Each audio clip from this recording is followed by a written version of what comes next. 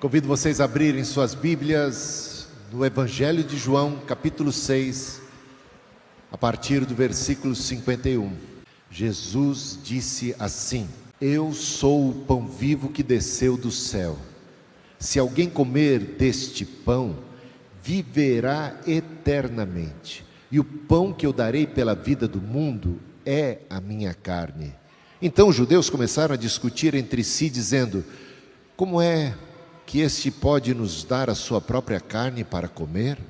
Jesus respondeu: em verdade, lhes digo que se vocês não comerem a carne do Filho do Homem e não beberem o seu sangue, não terão vida em vocês mesmos. Quem come a minha carne e bebe o meu sangue tem a vida eterna, e eu o ressuscitarei no último dia, pois a minha carne é verdadeira comida e o meu sangue é verdadeira bebida. Quem come a minha carne e bebe o meu sangue permanece em mim e eu permaneço nele. Amém e amém. O que é que a ceia do Senhor representa para você? Os católicos entendem que os elementos da ceia passam por uma transformação, eles se tornam literalmente corpo e sangue de Jesus. Protestantes como Zwinglio, para combater esse extremo, pregou um outro extremo, que a ceia do Senhor não passa de um memorial, nada mais que uma lembrança. Calvino, John Wesley não fizeram coro nem com um extremo nem com o outro. Então, no seio protestante, existem aqueles que reconhecem que algo muito tremendo acontece no momento da ceia do Senhor. Embora o pão não se transforme literalmente no corpo de Jesus, e portanto está errada a ideia de adorar um sacrário, uma idolatria do elemento do pão, uma idolatria do elemento do cálice. Para evitar esta idolatria, de repente, outro extremo. É apenas um simbolismo, uma lembrança, é um memorial. O Calvino e o John Wesley, eles não seguiram a transubstanciação católica e nem a consubstanciação luterana, mas muito menos a ideia zwingliana de que não passa de um memorial, de uma lembrança. Entenderam que no momento da ceia, a presença de Cristo é real. E ao comermos e ao bebermos, estamos realmente comungando com Cristo. Há uma comunhão tremenda e uma comunicação de graça, de vida, de perdão e de tudo aquilo que nós conquistamos, que Cristo conquistou para nós na cruz, agora é reafirmado. Se o batismo é o sacramento de nossa entrada na vida de Deus, a ceia do Senhor, a Santa Ceia ou a Eucaristia, ela é o sacramento da permanência, da continuidade. Meus irmãos, não basta nós termos estado em Cristo no passado, é vital permanecermos em Cristo no presente. Cristo não é para nós e não pode ser para nós uma experiência estática de salvação lá no passado. Salvação não é uma experiência isolada. Salvação é Jesus. Jesus é o caminho. É preciso que num determinado momento da nossa vida nós entremos nesse caminho e entramos pela fé e pelo batismo, mas é necessário e fundamental continuar, seguir, permanecer. E o texto que nós acabamos de ouvir, que saiu da boca de nosso Senhor Jesus Cristo, Jesus se apresenta como o pão vivo que desceu do céu.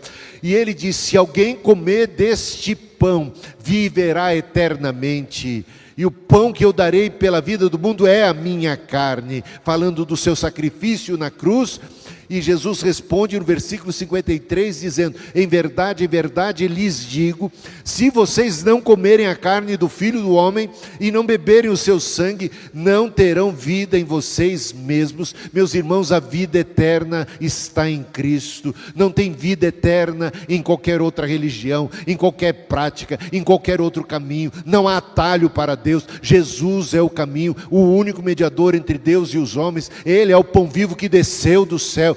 Quem come a minha carne, disse Jesus, versículo 54, e bebe o meu sangue, tem a vida eterna, e eu o ressuscitarei no último dia. Quem come e bebe tem a vida eterna e será ressuscitado no último dia, pois a minha carne é verdadeira comida e o meu sangue é verdadeira bebida. Quem come a minha carne e bebe o meu sangue permanece em mim.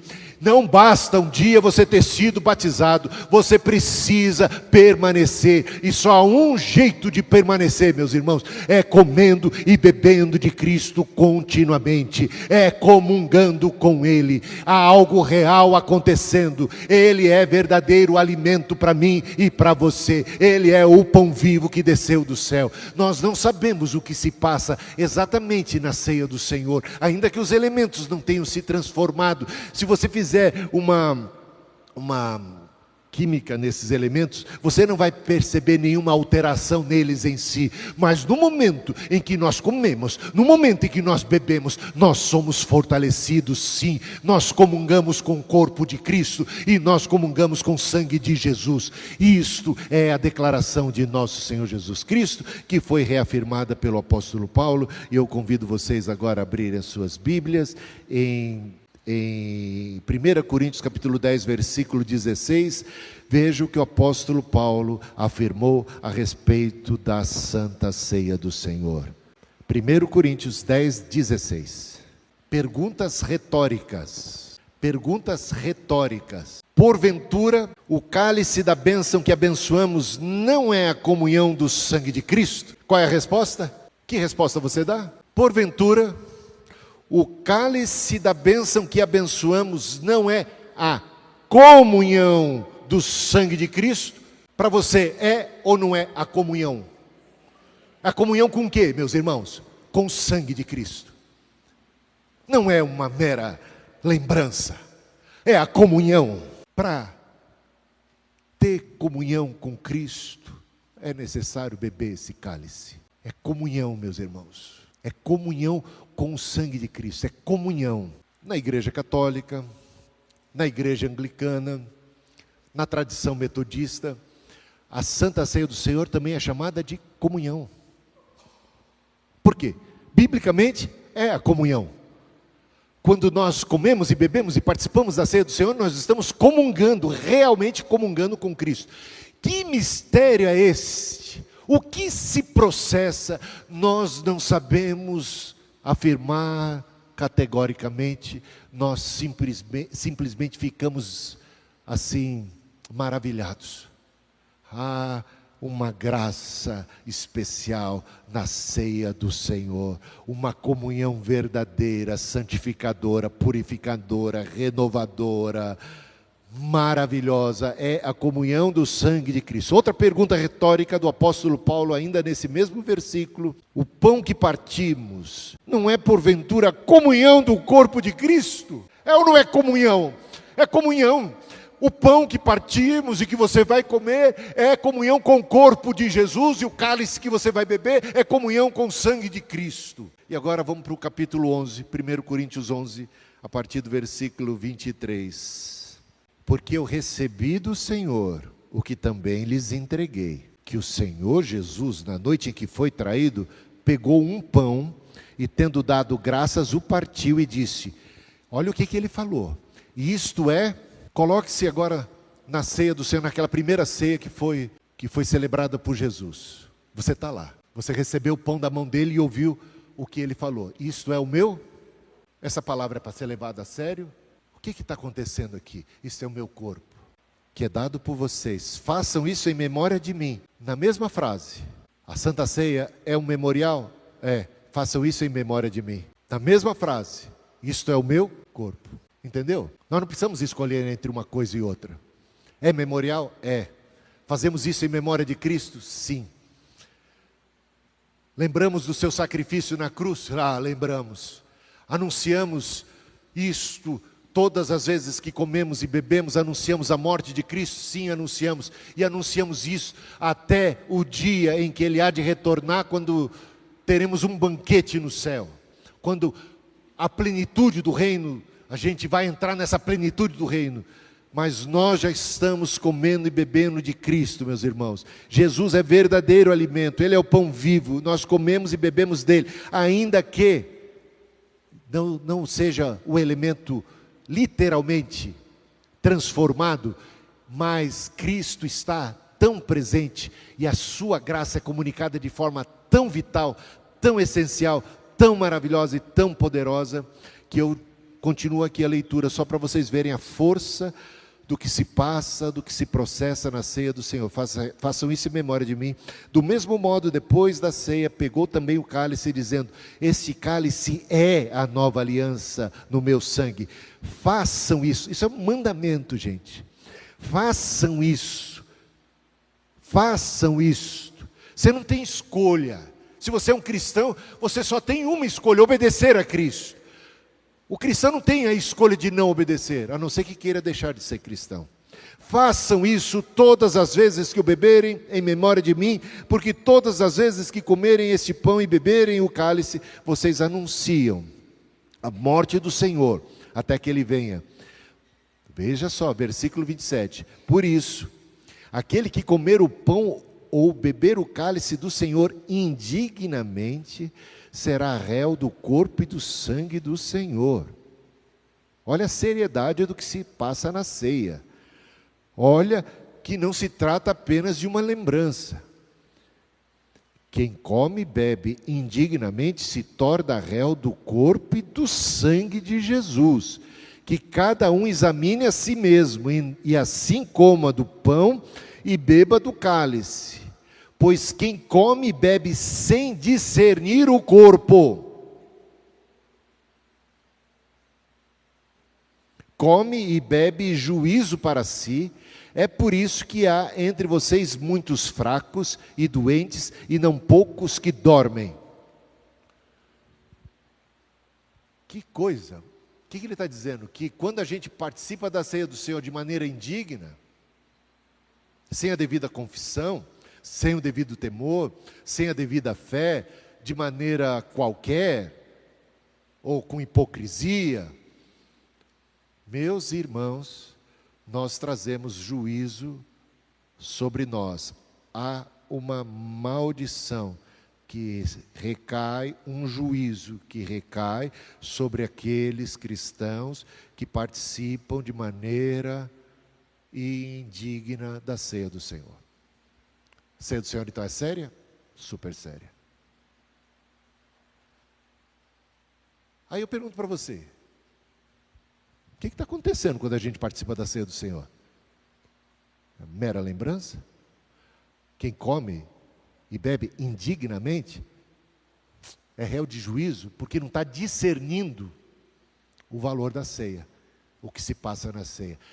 Há muitos que adoecem, há muitos até que morrem por participarem indignamente da ceia do Senhor. Olha que gravidade. Aí vem comigo. Se participar de maneira indigna traz severo juízo de Deus sobre os que de maneira inadvertida, irrefletida, hipócrita, descuidada participam da ceia do Senhor, e o que dizer daqueles que participam arrependidos, humildes, confiando no sangue de Jesus?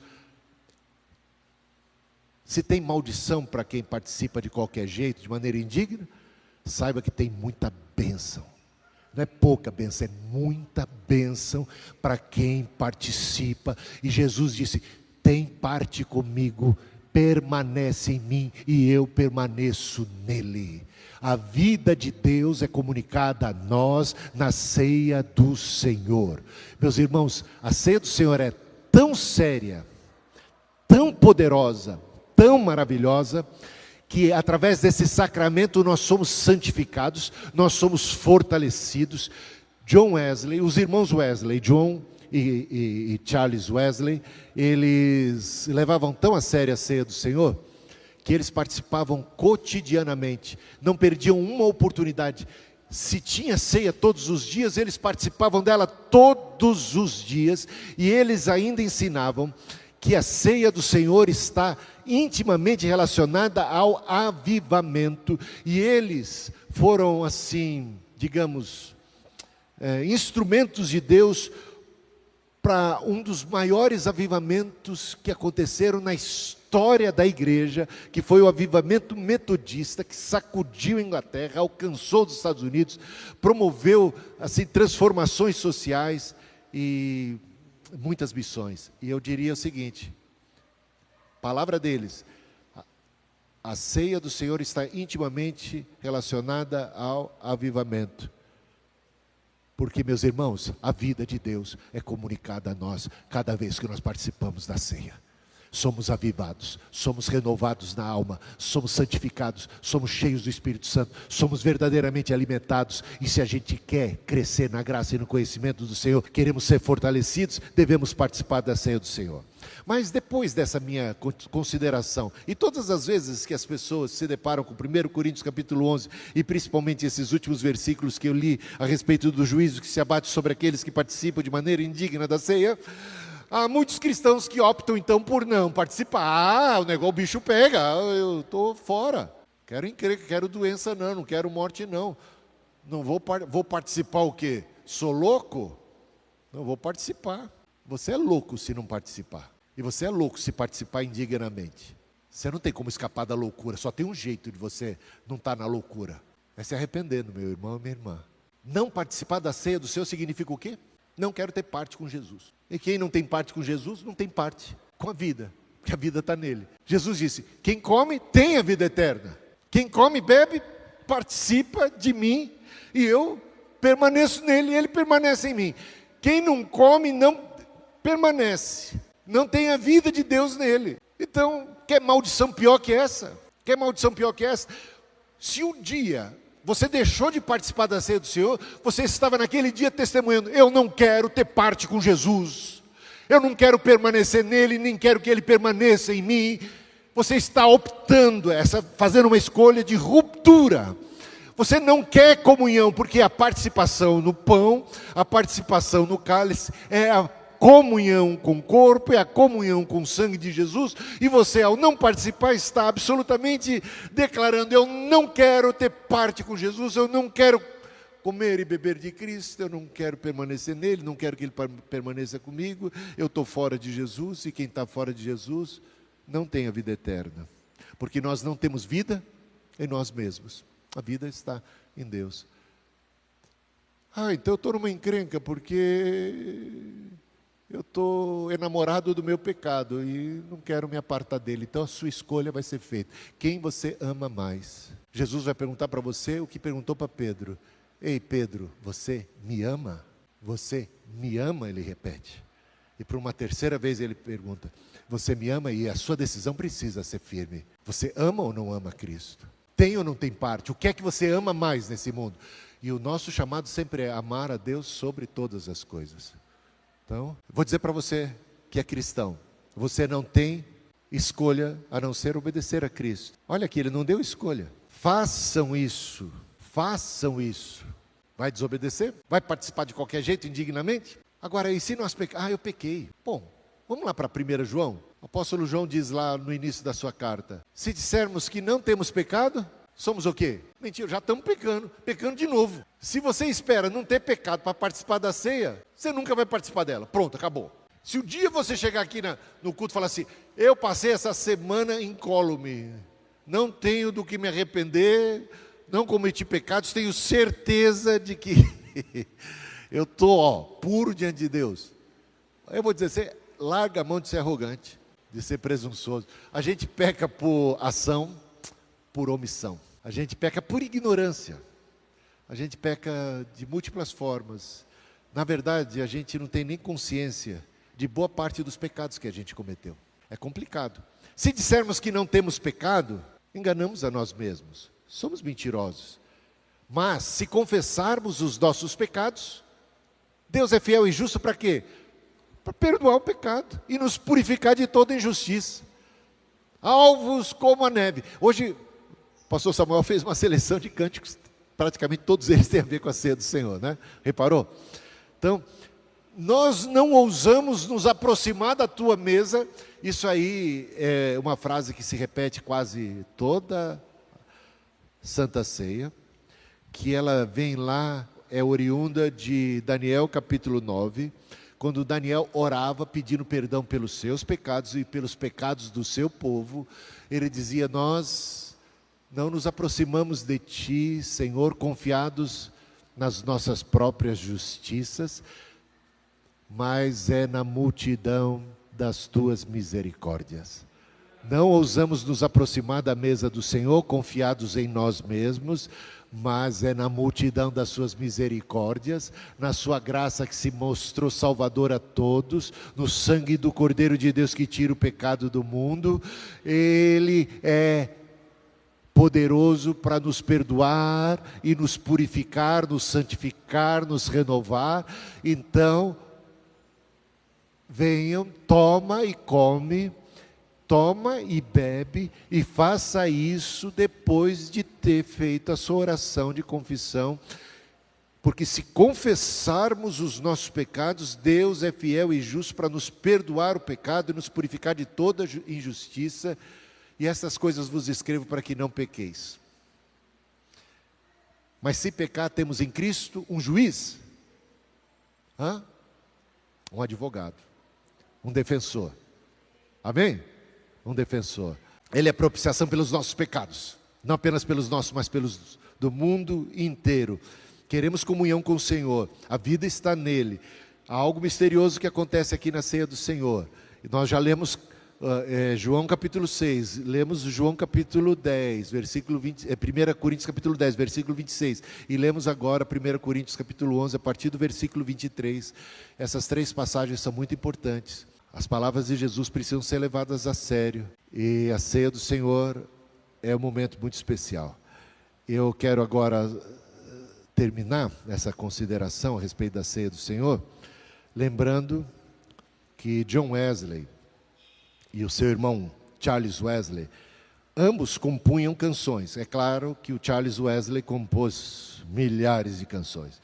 Ele é mais conhecido, inclusive, por compor hinos e mais hinos. Aliás, o hino que nós acabamos de cantar do Natal, Eis dos Anjos, a Harmonia, Charles Wesley, ele, o autor desse hino. Um dos mais lindos hinos, né, e conhecidos hinos de Natal. Esses dois irmãos, como eu falei, levavam tão a sério a ceia do Senhor, eles entendiam a presença real de Cristo. O João Calvino, mesma coisa, a presença real de Cristo. Lutero ia até um pouquinho mais longe, a consubstanciação. Não se transformam, mas Cristo está tão presente, envolvido nos elementos, Ele está com os elementos, nos elementos. Há uma presença poderosa de Cristo ali, uma graça comunicada tremenda. E eu vou dizer para vocês, João Wesley e Carlos Wesley compuseram juntos 160 hinos só da Eucaristia, só da Santa Ceia, só da Ceia do Senhor. 160. O metodismo original tinha um inário só para a ceia, com 160 hinos compostos pelos irmãos Wesley, só sobre a ceia do Senhor. Vou destacar um deles. Pena que, no português, nessa tradução meio parca aqui que a gente fez, não vai revelar a beleza da poesia, mas a ideia, pelo menos o conteúdo